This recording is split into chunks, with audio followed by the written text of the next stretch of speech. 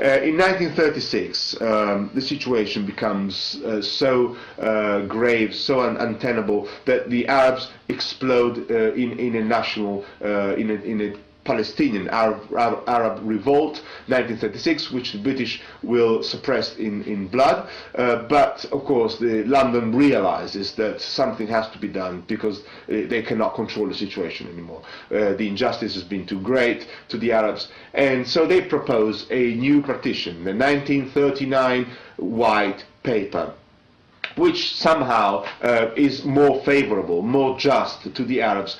But at that point, the Arabs reject it, and for good reasons, because in the 1939 White Paper, there is absolutely no mention of a Palestinian self-determination, of a Palestinian nation. And the Arabs have been betrayed by the British before, so they did not trust them.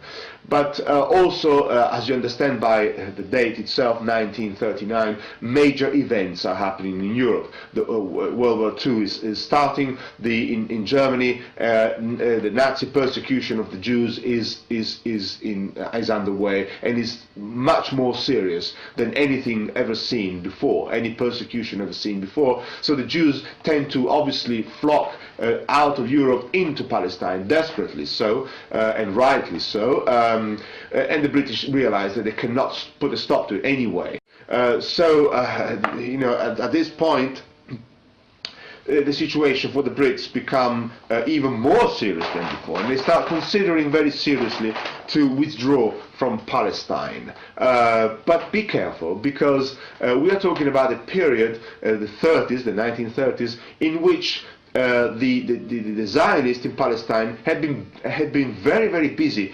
organizing. They organized themselves in a proper army trained by the British. The proper army was called the Haganah, and they also organized themselves in some sort of a secret service situation. And a guy called Joseph Weitz in those days drew a list of Palestinian villages called the Village Files. In the 30s, this man and his aides drew a very detailed, a very thorough list of Palestinian villages with all the inhabitants that were in them, the chiefs, the tribal leaders, the muftis and everything, you know, in order to provide the Zionists with a blueprint for the expulsion of the Palestinians, as we will see in a minute.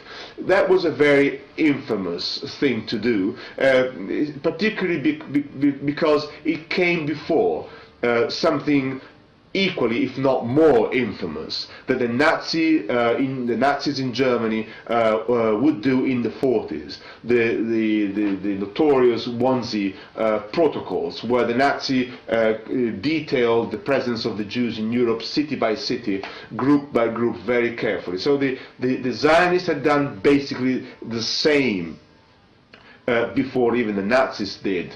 And this was, you know, in order to be more efficient for the expulsion of the Palestinians from Palestine. The existence of the Village Files has been revealed to the world by the author and historian, Jewish Israeli author and historian Ilan Pappé, in his latest book, The Ethnic Cleansing of Palestine, which I recommend because it contains a very, very solid piece of research on the events we are talking about. Particularly we're talking about today. Now, so the Jews have been organizing in an army, the Haganah, but also in paramilitary groups, which become very central at this point of this narrative, because they would act in a terrorist manner throughout the 30s and 40s in order to complete the project of ethnic cleansing of the Palestinians, but also in order to attack the British themselves. These groups were the Irgun, and after the Irgun, the Stern Group, and after the Stern Group, the Palmach Group. Irgun, Stern, Palmach were the main terrorist groups formed by the Zionists in those days. And as I said, they started attacking both the Arabs and the British. Why? Because the British, who had helped the Zionists a great deal, were being being considered by the Zionists at that point as a colonial power. They had to go away, they had to leave Palestine, because the Zionists wanted Palestine for themselves. And so they started attacking the British as well as the Arabs. And let me remind you of the major terrorist outrages that the Zionist terrorist groups carried out against the British in those days. In 1944, they killed Lord Moyne, the British minister for the Middle East. They killed him in Cairo. They assassinated a British minister. In 1946, the Irgun, led by Menachem Begin, who will become prime minister in Israel, blew up a portion of the British headquarters in Jerusalem, the King David Hotel, and they killed 90 people. And there were kidnappings of British officers who would be executed, tortured, terrorism on a large scale, bombs against British premises, and so on and so forth.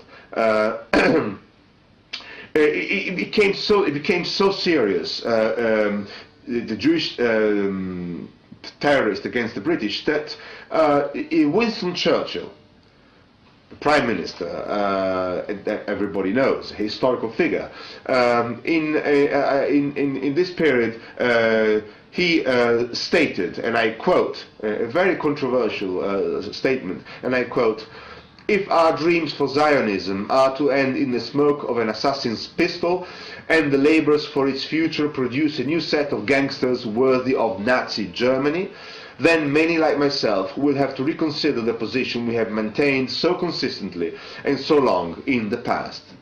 Even Churchill himself speaks of gangsters worthy of Nazi Germany, addressing Zionist terrorism.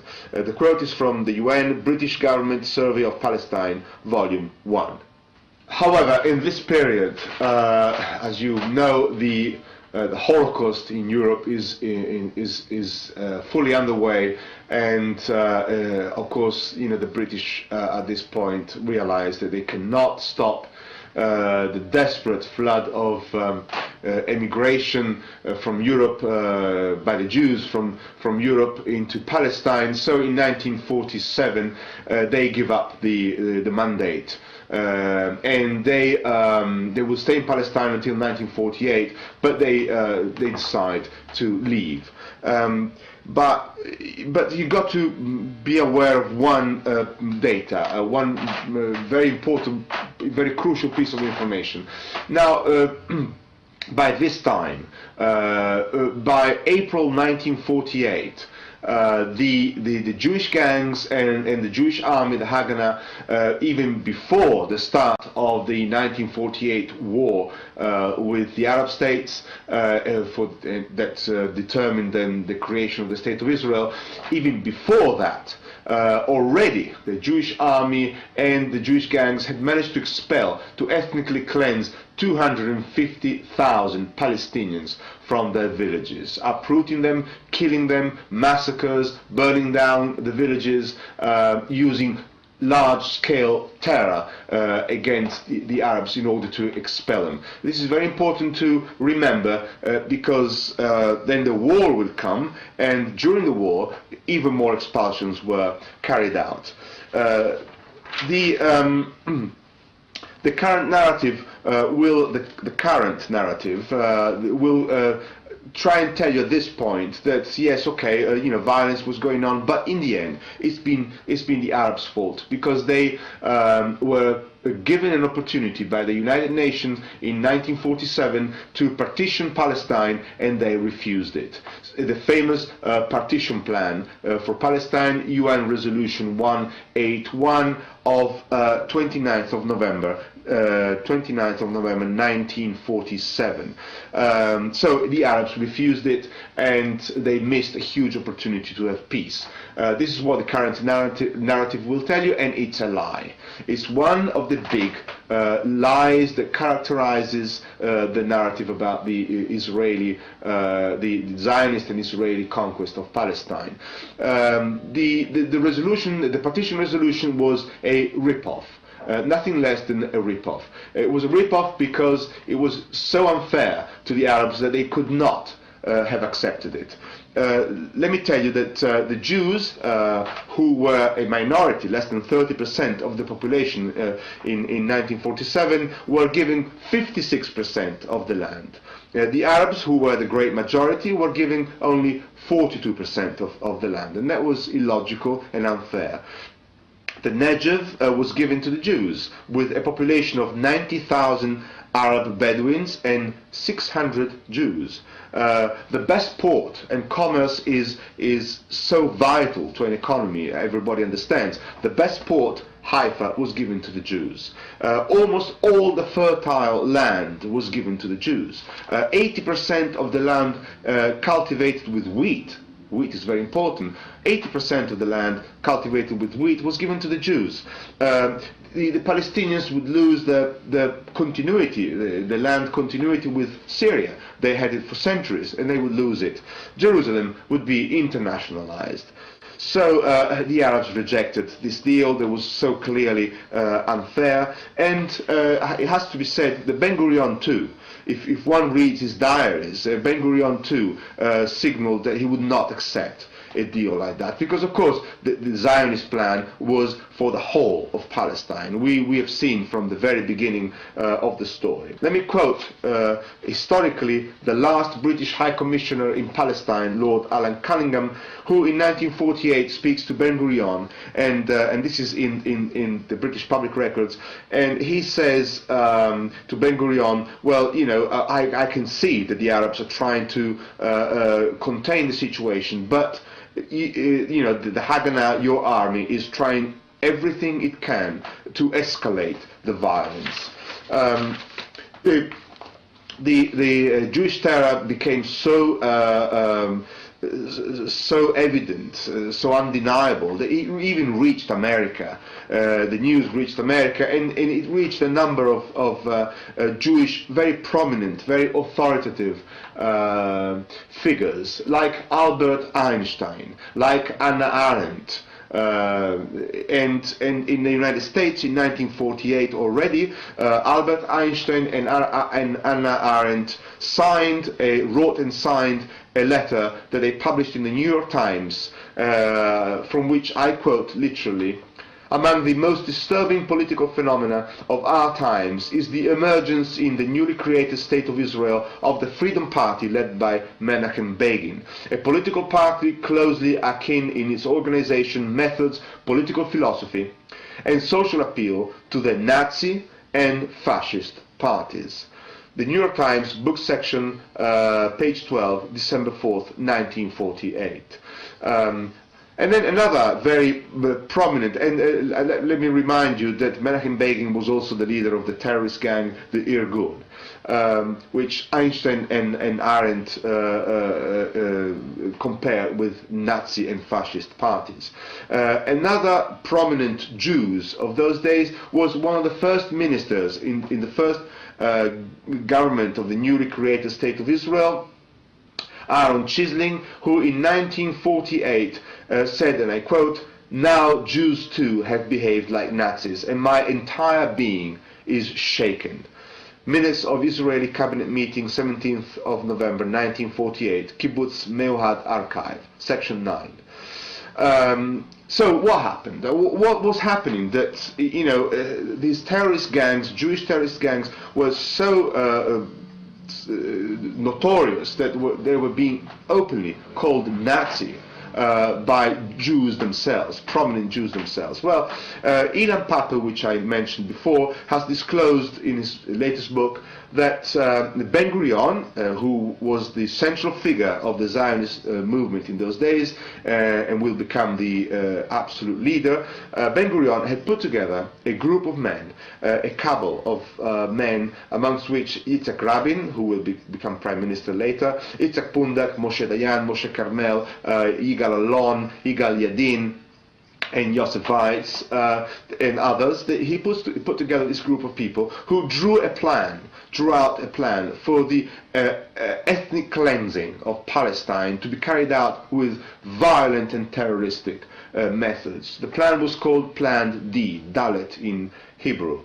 In 1936, the situation becomes so grave, so untenable, that the Arabs explode in a national, in a Palestinian Arab revolt, 1936, which the British will suppress in blood. But of course, London realizes that something has to be done because they cannot control the situation anymore. The injustice has been too great to the Arabs, and so they propose a new partition, the 1939 White Paper, which somehow is more favorable, more just to the Arabs.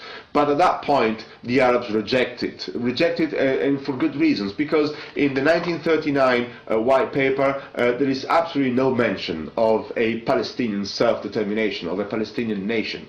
And the Arabs have been betrayed by the British before, so they did not trust them. But also, as you understand by the date itself, 1939, major events are happening in Europe. World War II is starting. In Germany, the Nazi persecution of the Jews is underway, and is much more serious than anything ever seen before, any persecution ever seen before. So the Jews tend to obviously flock out of Europe into Palestine, desperately so, and rightly so, and the British realize that they cannot put a stop to it anyway. You know, at this point, the situation for the Brits become even more serious than before, and they start considering very seriously to withdraw from Palestine. But be careful, because we are talking about a period, the 30s, the 1930s, in which the Zionists in Palestine had been very, very busy organizing. They organized themselves in a proper army trained by the British. The proper army was called the Haganah, and they also organized themselves in some sort of a secret service situation. And a guy called Joseph Weitz